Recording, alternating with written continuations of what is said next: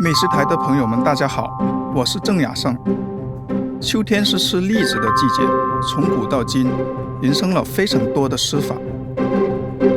今天我来分享一道宋朝就有的栗糕，绵密甘甜，很适合当待客小点。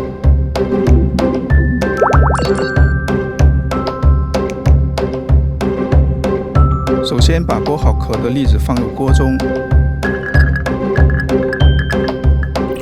加进水，高过栗子2厘米左右，烧开后用中火煮10分钟，接着捞出栗子，稍微放凉到不烫手了，剥去栗衣。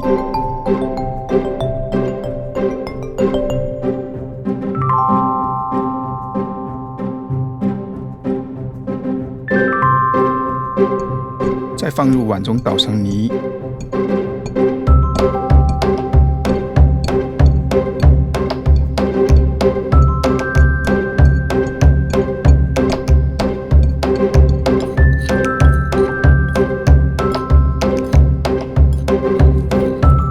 过筛出细腻均匀的栗粉，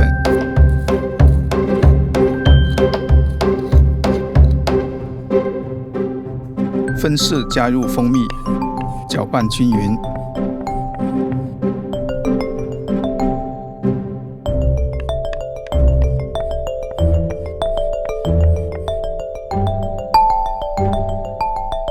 接下来将栗泥舀入模具内，